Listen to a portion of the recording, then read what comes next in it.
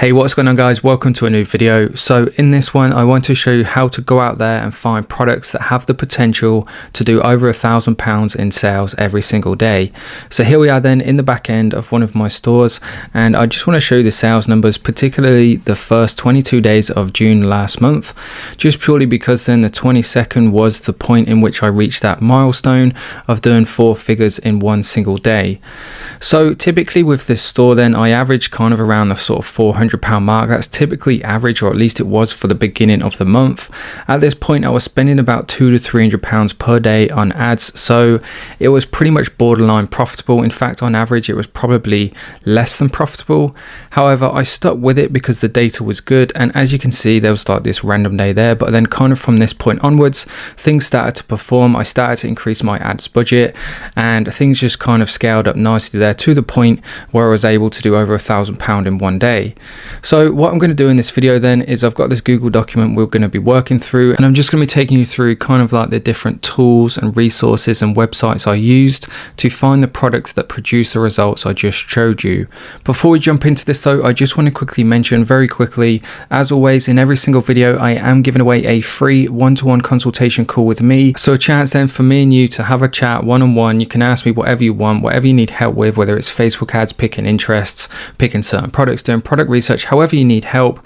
And if that is something you do want to win, then for a chance to win that, all you simply have to do is like the video and leave a comment down below.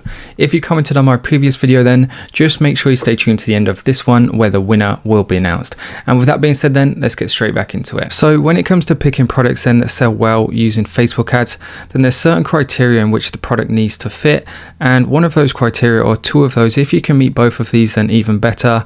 Then the product must fit a sub niche, and what I call a sub niche then is essentially a niche within a niche. So for example, then you could take the dog niche, and then a sub niche within that would be certain dog breeds. So it could be German Shepherd, it could be pit bulls, it could be pugs. And the reason for this being then is the more specific you can find a product that fits a certain market, then the easier it is to target on Facebook, and the more passionate the audience is likely to be. So for example then, I have a German Shepherd, so any sort of dog product that I saw, I would naturally have a keen interest in because I have a dog. Whereas if I saw a German Shepherd product, I would have more of a connection, it'll be more relatable, and I'll be more interested in it because I have that specific dog, if that makes sense. So the more kind of specific you can find a product that fits a certain market, then the better. And then if you can combine that with a product that actually solves a problem, so it improves somebody's life, then it isn't just a need product, but it actually becomes isn't just a want product, it becomes a need product because it actually improves somebody's way of living, it saves them money, whatever it is, it depends on what the product is. So number one then, go for a product that fits a sub niche and ideally solves a problem at the same time. Number two then is the cost of the product. So ideally you want to find a product that is the cost to you as a buyer on AliExpress for less than $10 delivered. And if that's going to be troublesome, then I recommend going no higher than about $15, purely because at that price range you can drop ship that product pretty much anywhere in the world and you won't have to worry about customs and duty. Just keep in mind though that if you are having to spend that sort of money on your product, then it must be a decent product with a perceived value of at least $20 plus. The more the better, obviously. I like to, when I pick a product for example, I like to try and leave at least £10 or $10 for cost per purchase when it comes to Facebook. Facebook ads are getting more expensive, so the more room you can leave in there for your marketing cost, then the better. What I mean by perceived value then is that when somebody sees that product, what it can do for them, or the quality of it, or how it looks, is perceived to be of value of over $20 plus. So the next point then, when it comes to picking products, the easiest way to essentially be successful with a product is find a product that has a proven track record and a proven sales volume. So this is where the dropshipping center comes in handy within AliExpress. So just to demonstrate then how it works, I've got my AliExpress account open here. I've simply just gone to my profile, my AliExpress, and then you can see this tab here, so dropshipping center, and it gives you 3 different tools which are all going to come in handy at some point. But just to give you an example then of how this product analysis works, I've just got this really popular product here. You just take the URL, put it into this box here, click search, and AliExpress then is going to give you the sales data for the past week or so, broken down by a day-to-day basis. So if we just have a quick scroll through here, we can see a 7 that day, 12 that day, 14. It's natural to get the odd spike that could be down to some somebody actually drop shipping this product or perhaps ordering a bulk of them. It could be a number of reasons.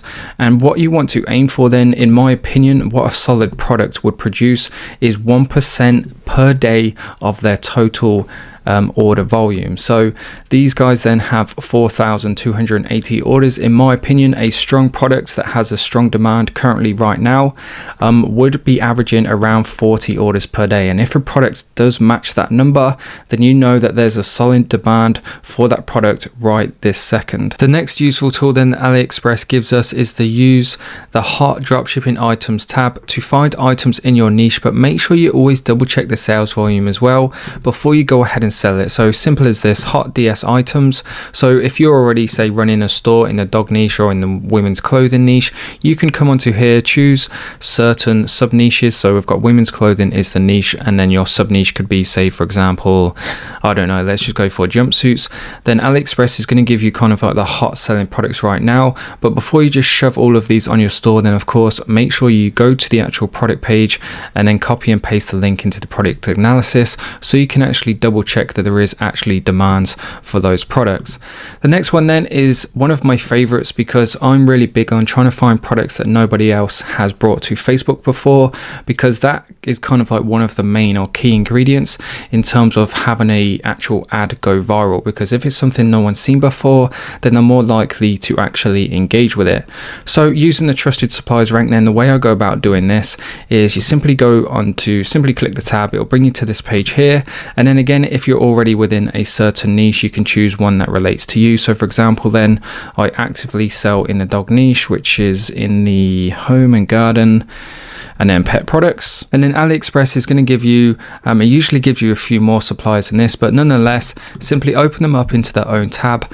And there's two tabs in terms of what gain my interest. Number one is the new arrivals. Like I mentioned just a minute ago, I like to find new products that nobody's ever seen before. So always make sure you check the new arrivals tab.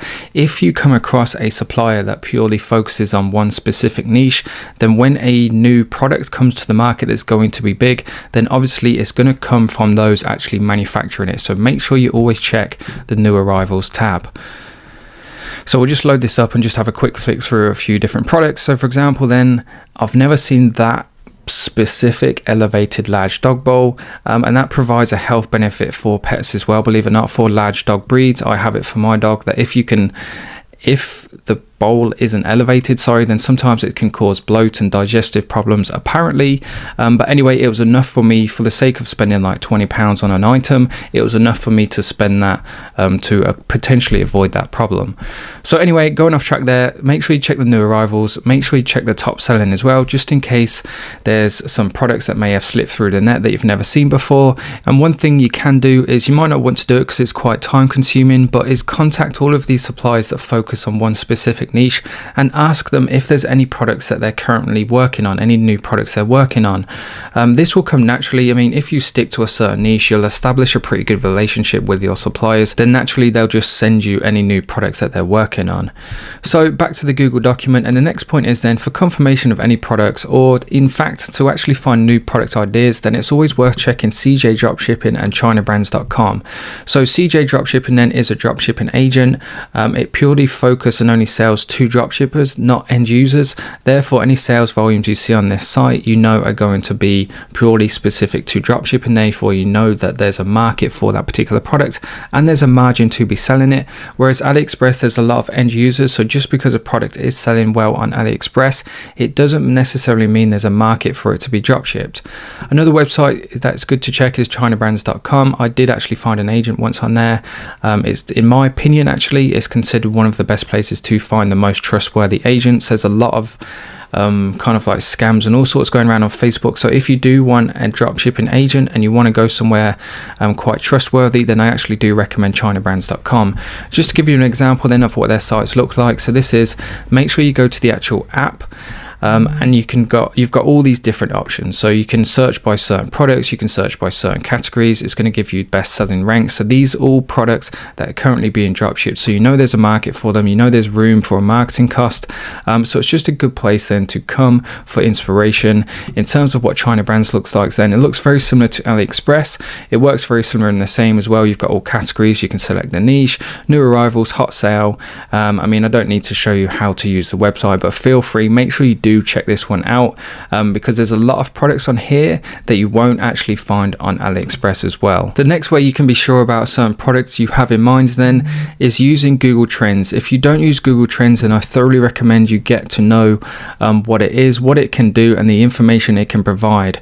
So to give you an example, then you can put any niche, any search term, any products, whatever it is, into here, and it's going to give you the interest over time. And ideally then you want to go into a niche or sell a product that is currently in a spike of interest. So for example then, this shapewear, as you can see, the interest and popularity of it has steadily increased all the way since like 2004, which is a really strong sign of a healthy market.